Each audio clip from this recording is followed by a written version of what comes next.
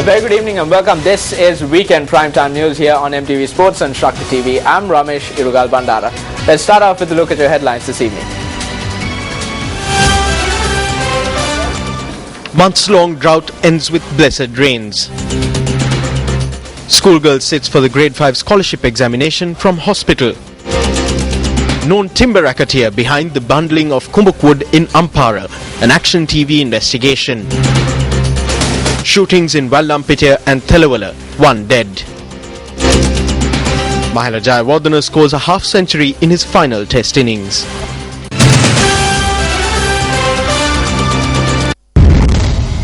The past 9 months. Drought. Reservoirs and waterways dry up.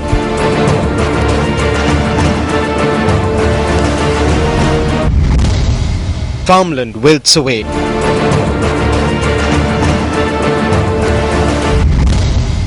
People abandon their villages.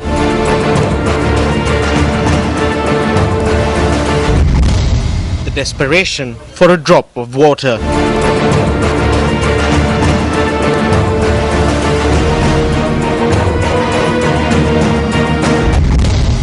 A singular hope. අධ්‍යාත්මික මාර්ග පද්ධතිය සකස් කරන්න ආත්මය වැඩම කරයි වයේ අපේ ගොවිතැන්තික කරගෙනයි අපි සරුසාරම ජීවිතයක් ගත කරන්නට අවස්ථාව ලැබෙනවා.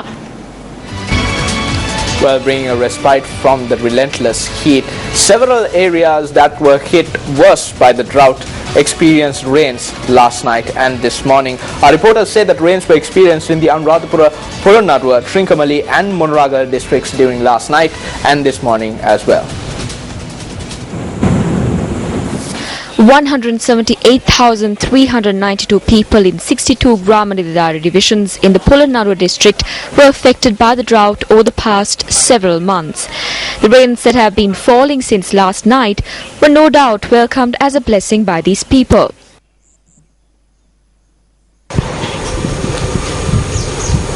This is the location where we broadcast the Sirius TV Gum at the program. This tank was completely barren, but heavy showers were experienced this morning.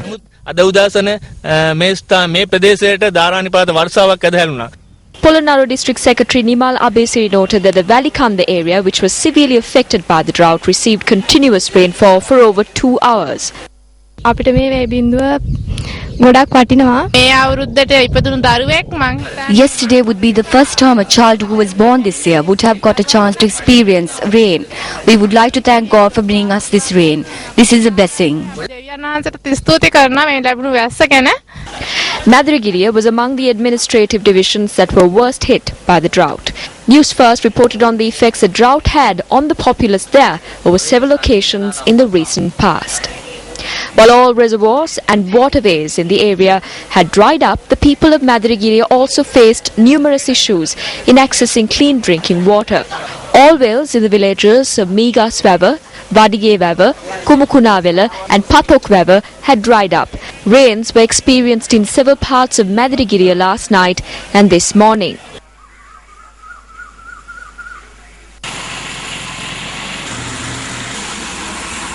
රෑප් වතුර ටිකෙන් ඉතින් කරගන්න දෙයක් නැහැ නේ නිකන් පොළොවත් වතුර බින්දුවක් නැහැ අපිට. කණ්ඩ දුන්නට වැඩිය ලොකු සතුටක් මේ රෑප් එක හරකුන්ට බොන්න වතුර ටිකක් තිබුණේ නැහැ. And as a result of the lack of water, these people were made to abandon agriculture for several seasons and as such were faced with a food shortage as well. About 487,000 people in 319 Gramalidharari divisions in the Munragal district were affected by the drought. 518 hectares of farmland were damaged by the drought. The arrival of rains yesterday brought a new light of hope to the people's eyes. Rains were experienced in areas including Bibila and Dambagalla in the district. Heavy showers were also experienced yesterday in the Galen Bindunuwava, one of the worst drought-hit areas in the Anuradhapura district. Following the rains, the people had this to say.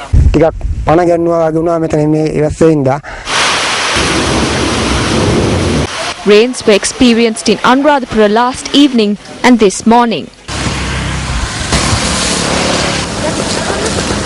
නියගේ ටිකෙන් ටික අඩු වෙලා යයි කියලා බලාපොරොත්තු වෙනවා ඉස්සරහට. People in several villages in the Moravava area in Trincomalee district had even abandoned their homes as a result of the drought. Rains were experienced in areas including Kantale, bringing these people some hope. Just like these paddy fields have come back to life because of the rain, the hopes and dreams of the farming community have also come alive. Several parts of the Kilinochchi district also received rains today. Our reporter says rains were experienced in Shantipuram, Tondamannagar and Bharathipuram. Dambulla too received rainfall this afternoon.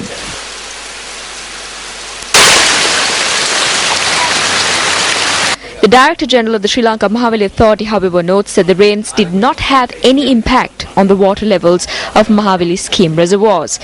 Director General of Irrigation Bhadra Kamaladas noted that the rains did not have any impact on reservoirs coming under the purview of the Department of Irrigation either.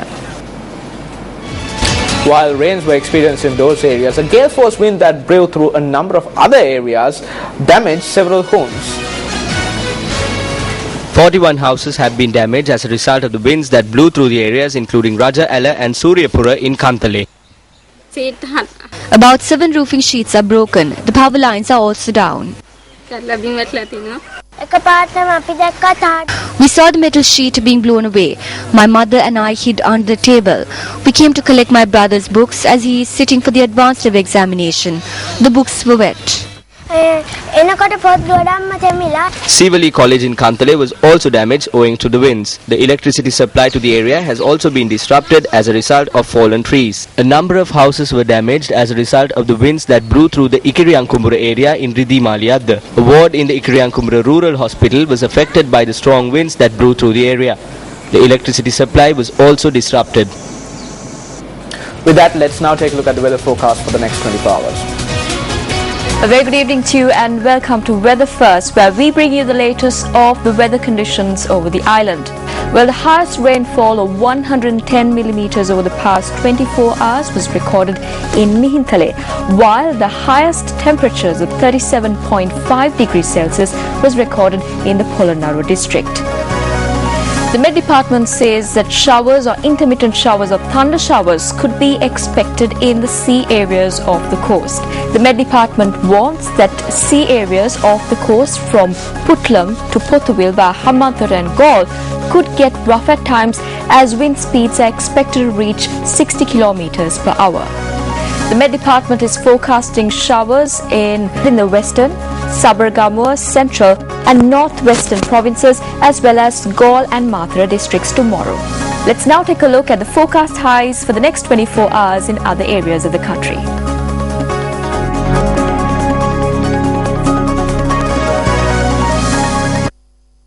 I'm Stephanie Lazarus from the Newsfirst International Desk. Join me later on in the bulletin as I bring you a comprehensive report on the ongoing unrest in Ferguson in the US city of St. Louis over the shooting of a black teenager.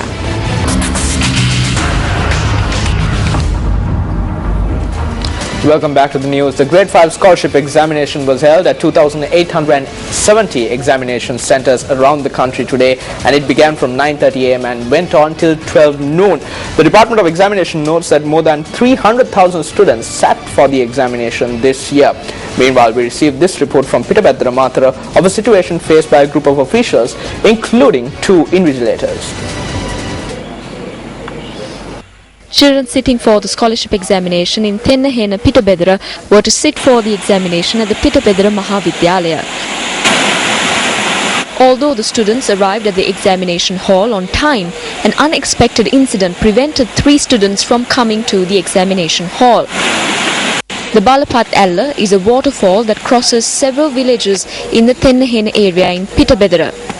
While the students had to cross a shoe bridge across the waterfall in order to reach the examination hall, rains had caused the bridge to be inundated. After parents informed the police of the situation, the police together with the district disaster management officials acted quickly. After drawing a cable across the waterfall, 2 of the invigilators from the examination hall were taken across the waterfall to the children with the use of a tube. The 3 students were then given the opportunity to sit for their examination at the Balapat Alla Community Hall.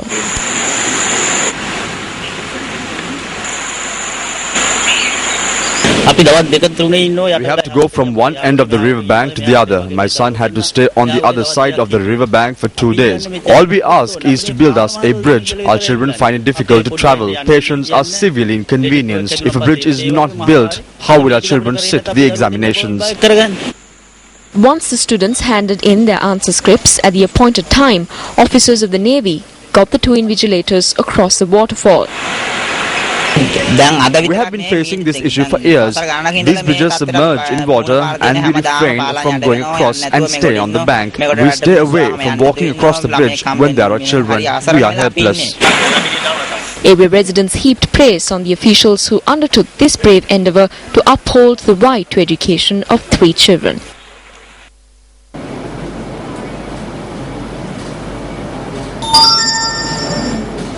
Would you sit for an examination if you were hospitalized? Well, Newsfirst received a report of a dedicated schoolgirl who sat for the Grade 5 scholarship examination from the Dambulla Base Hospital.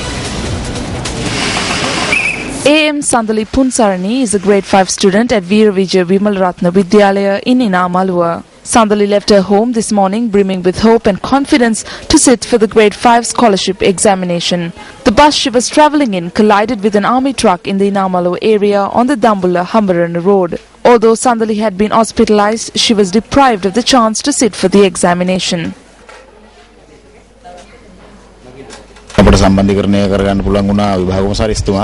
We were able to contact the Commissioner of Examinations. He made inquiries regarding whether she could be allowed to sit for the examination from hospital. The specialist doctor and the medical staff did the needful and the hospital coordinated the effort. Commissioner General of Examinations WMNJ Pushpakumara took steps to ensure that the girl who had been confined to the hospital bed could still sit for the examination. An official carrying the examination question paper under special police security arrived at the hospital and Sandali entered the record books as the first student to sit for the examination from hospital. The private bus that Sandali was travelling in was plying from Sigiriya to Habarana when it collided with a Colombo-bound army truck. 27-year-old Sergeant Major Ranjit Kumaro, who was travelling in the army truck, was killed in the accident. He was a resident of the Vavpiti area in Munragala.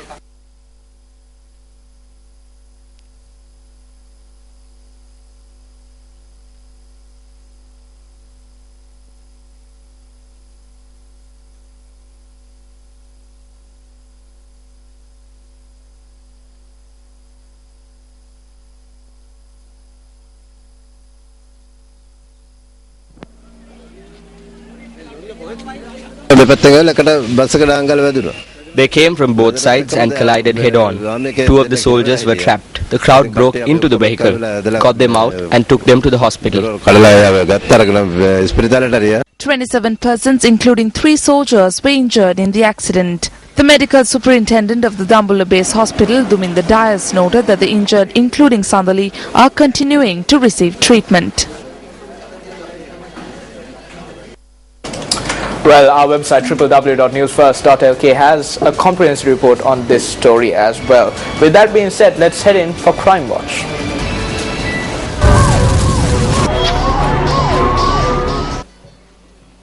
A youth was shot and murdered in a salon in the Telavala Road in Vatmalana. The police stated that 2 individuals who had arrived in a motorbike had carried out the shooting at around 1 p.m. this afternoon. I was shaving a customer's beard. 2 individuals arrived on a motorbike and the person who was sitting behind fired thrice at my friend Yomal. The deceased has been identified as 25-year-old Yomal Yasanta Aberatna, a resident of the Telavala area. A 16-year-old student was injured in a shooting that took place in the Singapura area in Vallampitiya. The police media unit stated that the student who was injured in the shooting was admitted to the Colombo National Hospital. My brother was not involved in any disputes in the area. Earlier, a couple of people were killed in this area who were involved in several disputes. The Vallampitiya police have commenced investigations into the incident.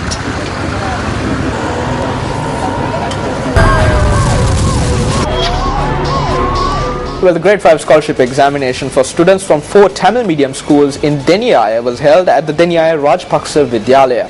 It is reported that the students were severely inconvenienced as a result of there not being any Tamil-speaking invigilators present during the examination.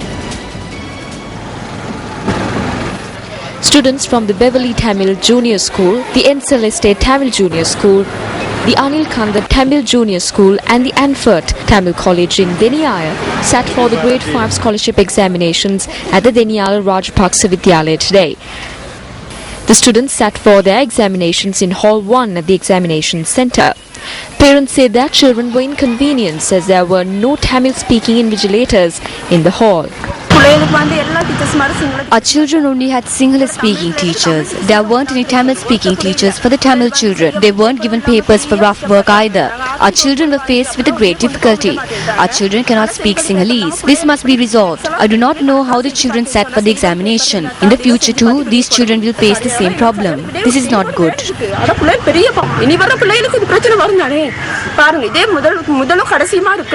Newsfirst made inquiries from a senior official at the Department of Examinations regarding this matter. He said that the department had not received a complaint regarding the matter and that steps would be taken if any were lodged.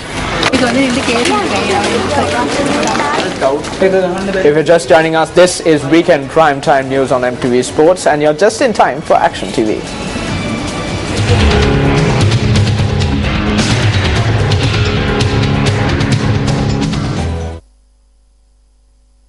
The Ampara office of the State Timber Corporation notes that the value of a haul of kumbuk wood seized by them in the Kotawehera division on Friday on the instructions of the Forest Conservation Department has been estimated at 700,000 rupees. The wood was seized in a raid carried out by the Thissa Forest Authority in Ampara on Tuesday while it was being bundled.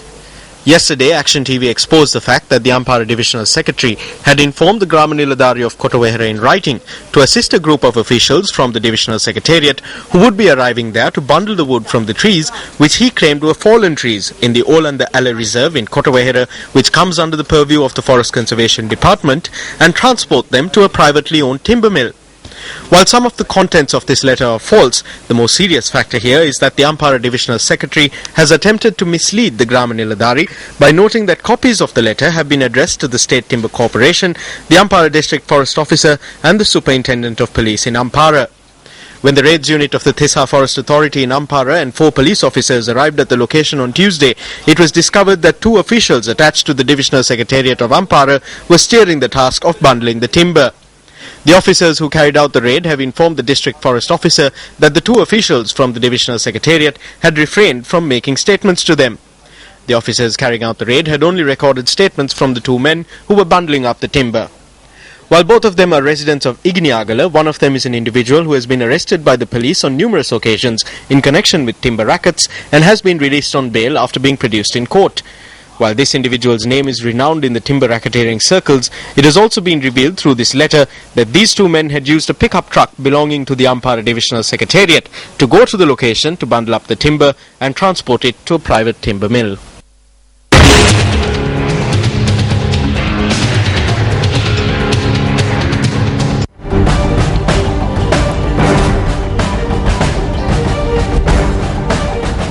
The 2014 annual conference of the Gem and Jewellery Association was held today under the auspices of President Mahinda Rajapaksa.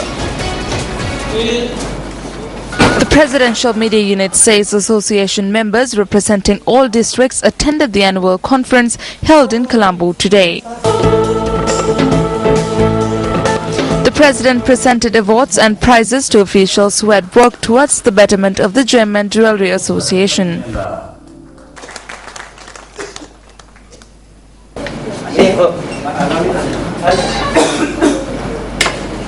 Well, the Uva Provincial Council election is drawing closer and various views are being expressed on the political front. Let's now head in for the battle for Uva, which takes a look at these experts.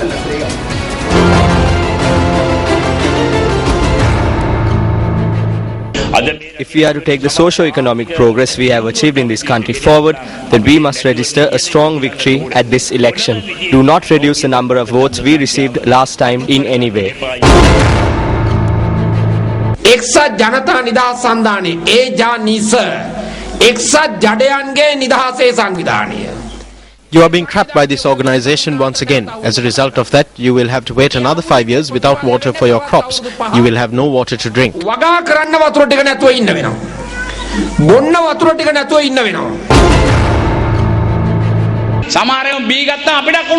When some people are inebriated, they verbally abuse us too. They have that much freedom. Some people scold everyone from the local politician to the MP, the minister and even His Excellency the President.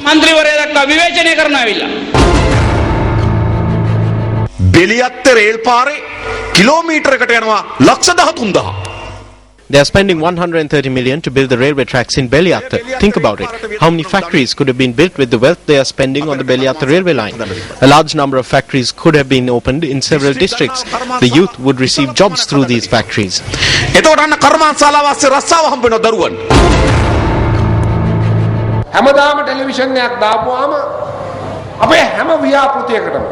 Whenever I watch the television, I see them reprimanding all of our projects. There is no way in which to explain this rapid development to the UNP or the JVP. Therefore, they use the same two words over and over again: corruption and fraud. Those are easy words to use.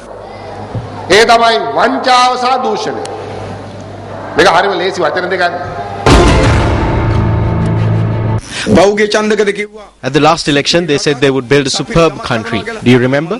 Who remembers it now? It was the last local government election. What did they say at this local election?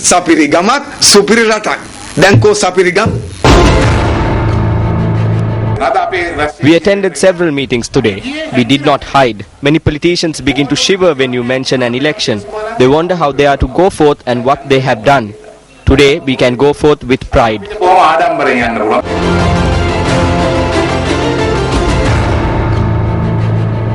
Up next is our special segment, Is It Solved?, where we revisit stories on problems faced by the public, reported previously by Newsfirst, and inquire into whether these issues have caught the attention of the relevant authorities.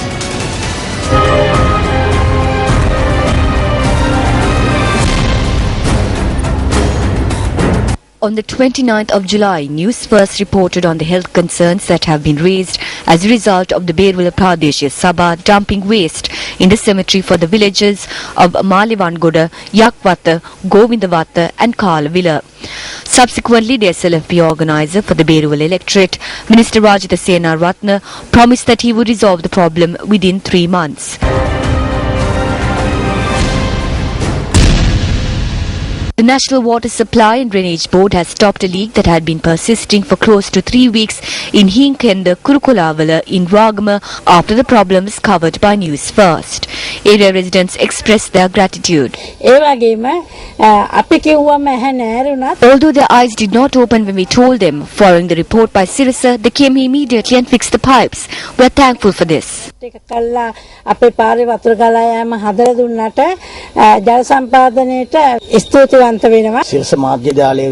First of all, I am thankful to the Sirasa Media Network for assisting in putting a stop to this leak.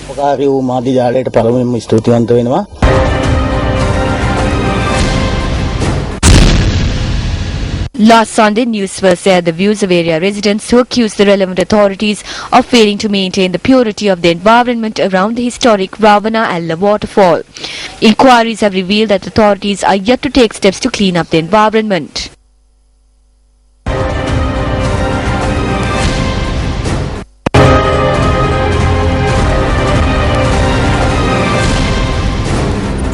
Up next is A Better Tomorrow, our special segment where we take a look at the development initiatives taking place across the country.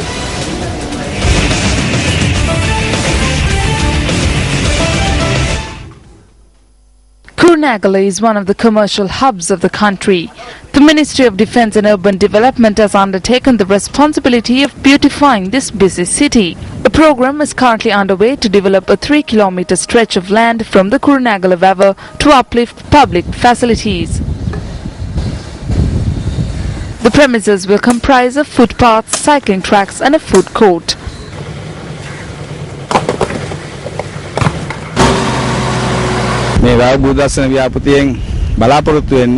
We hope to both beautify the city of Kurunegala and provide facilities for exercise for the residents of the city. We also hope to develop the tourism industry here and protect the lake through this project. The Sri Lanka Army is providing labour for this project.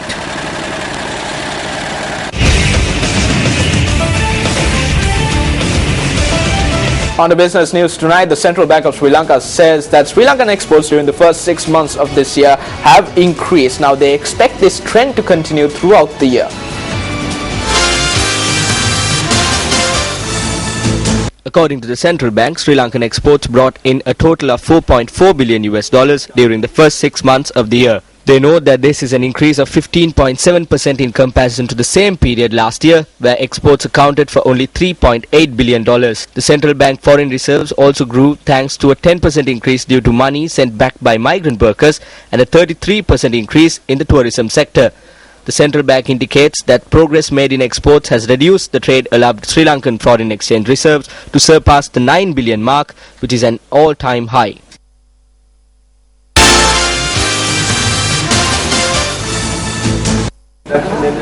And it's time now for a short commercial break. Stay with Newsfirst. Interrupt the Newsfirst International desk for a moment to cross over to live visuals that are coming in from the Stein Studios in Ratmalana, where the Indian Independence Day concert by famous Indian singer Shan or Shantanu Mukherjee is currently underway. The event got underway this evening under the auspices of President Mahinda Rajapaksa. These are live visuals that you're witnessing from the Stein Studios in Ratmalana. Opposition leader Ranil Wickremesinghe, Defence Secretary Gotabaya Rajapaksa and several ministers are among the guests that are present at this event. The concert was organized as part of the series of events being held to mark the occasion of the 68th Independence Day of India, which fell on the 15th of August. The event is organized by the Indian CEO Forum in collaboration with the High Commission of India in Sri Lanka. Shantanu Mukherjee, popularly known as Shan, is one of the leading playback singers in Bollywood today and has been the voice of many Bollywood's leading actors including Shah Rukh Khan, Salman Khan, Amir Khan and Saif Ali Khan. Shan has over the years performed extensively across India and all over the world. This is incidentally the first time that he is performing in Sri Lanka.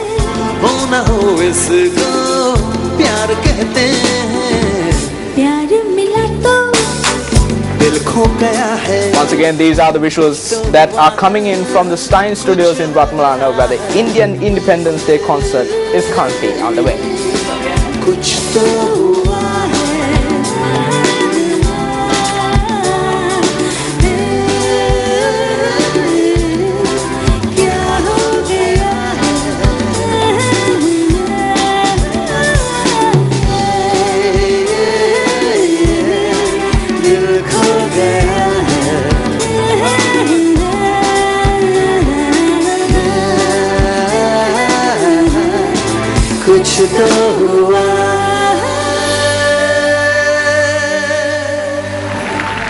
And on that musical note, we head into sports news, where batting in his last innings in his final test match, Sri Lankan star batsman Mahela Jayawardene reached another half-century today. Sri Lankans are within grasp of victory in the second test against Pakistan at the SSC, needing only 3 more wickets with an entire day's play left. Mahela Jayawardene and Kumar Sangakkara returned to the crease for Sri Lanka on day 4 with an overnight score of 177 for the loss of 2 wickets. Batting in his final test innings today, Mahela reached another milestone, scoring his 50th test half-century. There's a lot more work to be done. He must be quite relieved, but you could see that. Kumar Sangakkara was the first wicket to fall today, having scored 59 runs. Mahela Jayawardene was the second wicket to fall today, having scored 54. Mahela also became the third cricketer to surpass the 1,000 run mark this year. There you are, just bidding farewell to a great cricketer, great servant of Sri Lanka. Having bowled Sri Lanka out for 282, Pakistan took to the crease for their second innings today with a very reachable target of 271 runs with over a day to spare. However, Sri Lankan bowlers dampened those plans, with Rangana Herath putting on another stellar performance, picking up 4 wickets in his 16 overs, giving away only 46 runs. Dhammika Prasad bagged 2 wickets, while Dilruwan Perera picked up 1 more to leave Pakistan reeling on 127 for 7 at stumps on day 4, with Sri Lanka within grasp of a whitewash. Gotta go. That's pretty straight. He's Mr. Straight One, Yunus Khan. We were talking about... Well, we earlier brought to you live footage from the Stein Studios in Ratmalana, where the Indian Independence Day concert by famous Indian singer Shan is currently underway.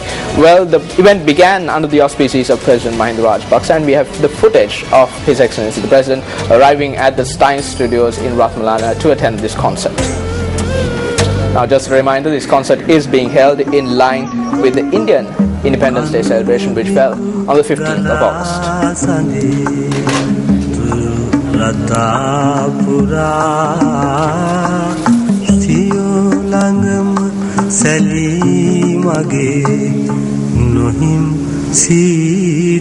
And with that, it's now time for the bitter truth.